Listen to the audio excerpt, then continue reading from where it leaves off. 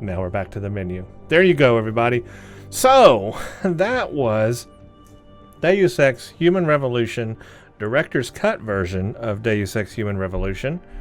The very first game, with some additional things on there. So basically, thank you all, first of all, for watching this video. I have really, really enjoyed your feedback, your views, everything.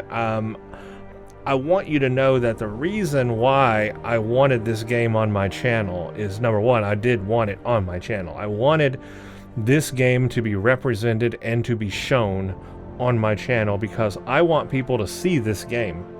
I want people to know this game exists, and I want people to play this game because I believe it is one of the best games out there. Okay? It's an older game now, 100%. It's an older game. I think the Director's Cut version came out in 2013, and the original version even before that. It's an old game, but it's so worth playing. So you have to forgive the graphics a little. It wasn't even that good for graphics at the time it came out. It was behind the times on graphics for that time period. So the graphics aren't that great. But what makes the game is the gameplay. What makes the game are the choices you can make in the game. The way that there's like 5 to 6 to 7 different ways to accomplish a certain task, depending on how you want to come at it and how you want to play. Do you want to play stealth? You can do it. Do you want to ghost the game? You can do it. Do you want to just kill everybody? You can do it. You want to do a hybrid of all that? You can do it. Do you want to do diplomacy? You can do it. You want to be an angry Jensen and just be mad at everybody? You can do it. Do you want to be sneaky and find your way through? You can do it. Do you want to just blast through the door Rambo style? You can do it. That's what I love about this game. There's so many different ways to play the game. You get to decide how you want to play it, and you attack it that way. And then the way you play it affects other things in the game. The way you do things affects the dialogue, affects the choices you have, affects the side quests, affects number of enemies, affects just so many things that happen throughout the game. There are lasting effects to the choices you make, and so you can play it one way for a playthrough, play it again, and have a totally different experience. And that's what I love about the game. It's those choices that you get to make. It's the way that there's just so many ways to do the game. If you want to search on all the computers, find the codes to everything you can, or you can just hack your way through. Even if you can't hack your way through, there's usually a way around to get through somewhere. There's just so many ways to do things, and the outcomes have meaning. What you do matters. There's the choices you make affect other things in the game as you play through. Like if you wait too long at the beginning, for example, at the very, very beginning of the game where you have to go save the hostages in that warehouse, if you wait too long at the beginning, like exploring Seraph Industries and like breaking into everybody's rooms, those hostages end up dying. Like you don't get to save them because you spent too much time before you got in there and did your thing. That's the kind of thing that I like this game is for. So the gameplay, A+. Now I will say the combat system is not an A+. You can play this game Rambo style, but the combat system is kind of clunky. The dodging around corners and sniping around corners is kind of wonky, and I've found that the weapons can be a little laggy, and where you point them may not be shooting where you think they're shooting, and also the distances of some of these things aren't exactly well defined. Some things that you think should hit or work from a distance actually are not. So the combat system is not the best, but again, you're not locked into playing the game that way. You can play it a stealth way, you can play it any other way. So it's not the best combat system, but it's the best, like gameplay in terms of like choices and things like that. Also, I think it's got an incredible storyline. This is a game of story. This is a game of thinking. It's a philosophical game. It's like making you think about human augmentation and what that does to the body and how that can affect everything and everybody.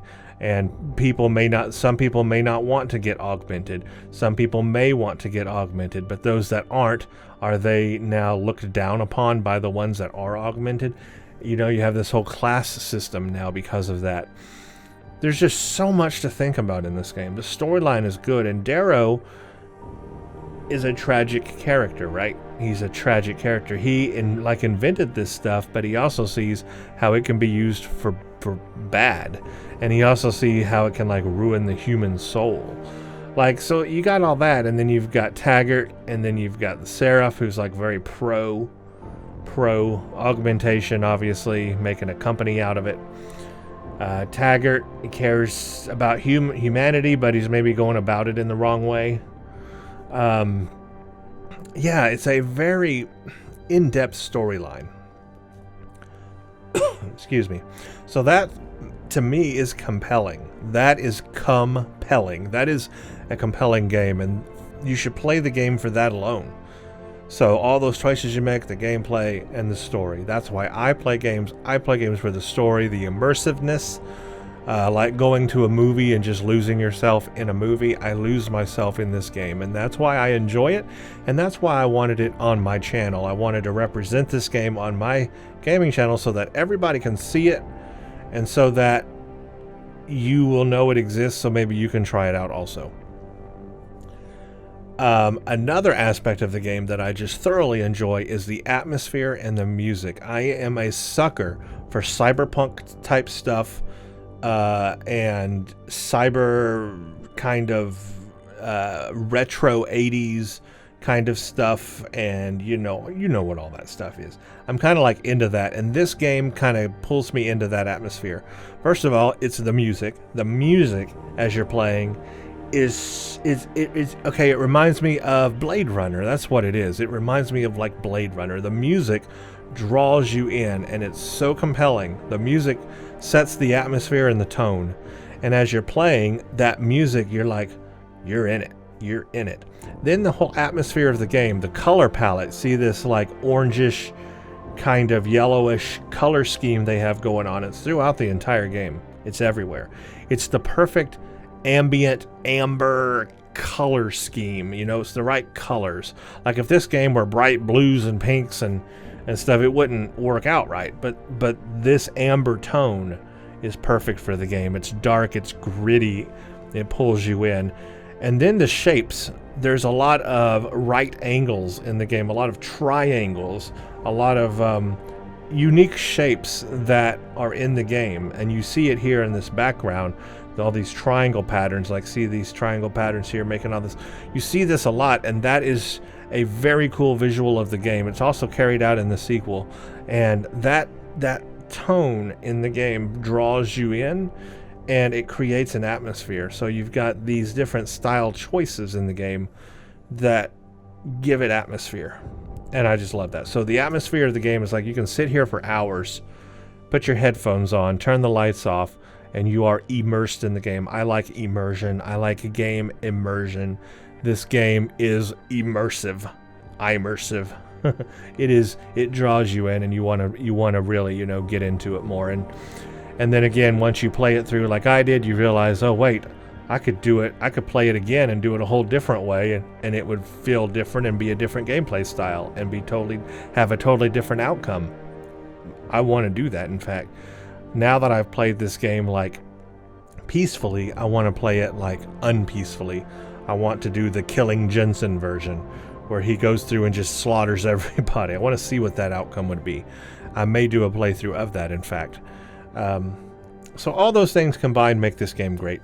I recommend, if you're going to play the game, you do the director's cut version, I should say. And the reason why is for the boss battles, it adds a little extra into the boss battles. It adds some creative ways to take down the bosses, because in the original game, it didn't have some of those methods. And what would happen is you would be geared for like stealth, or you would be geared for like non-lethal, but then you would get to the bosses and you wouldn't have the equipment you need to take them out. You would get yourself in a bind. And so what they did with the director's cut is gave you more options to take out the bosses. That way you're not locked into playing a certain style when you get to the bosses. So that is worth it for that alone. But in addition to that, there is the Missing Link DLC, which came out after Human Revolution was released. And that DLC is put into the director's cut version, slapped in the middle of the game where it takes place, and therefore it gives you a new natural flow for the game as you play it from start to finish, and you get to experience the Missing Link DLC as part of the game. So the director's cut is the version I recommend. The director's cut also has commentary, director commentary you can turn on, and there's like little icons in the game as you go through that you can hear some commentary from the creators of the game. So you get a little background on things as you're playing the game. So if you really want to learn how the game was made and little Easter eggs behind the game and everything, the commentary that the director's cut has is very cool too. I have not checked all that out, but I know it's in the game. So there you go. Those are the reasons why I would choose the director's cut if you're going to play Human Revolution. It's worth it. Again, it's an old game. Graphics aren't great, but the gameplay and the atmosphere and all the options make up for it. The ending is a little wonky, and everybody agrees there. Just having a little video show for each option you choose is not the best ending. And then the sequel assumes one of those endings, because obviously Jensen still has to be alive for the sequel. So that's a little wonky. The end boss is not hard, although I suspect if you do a lot of killing in the game, you might have more resistance. You might have more bad guys thrown at you. For me, I did not, because I didn't kill a lot of people toward the end. So it was actually pretty easy. I just had a few turrets. And then hack the main thing, shuts down, you wait, and take her out. So it really is not a hard boss battle. You just have to kind of be patient and vigilant there.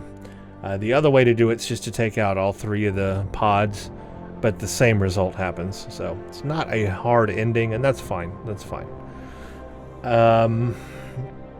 What can I say? I love this game. We actually now have a new option called New Game Plus. I want to see what that is. See, that's what I chose. I'm not sure what New Game Plus means.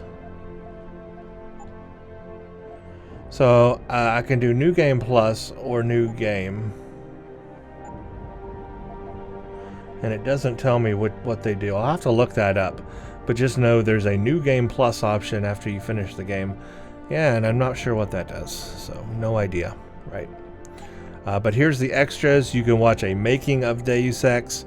There's the commentary. You can turn it on or off, as I said. So you can. Those are all part of the director's cut to give you a little background on the game. I think probably it's worth watching that or listening to those.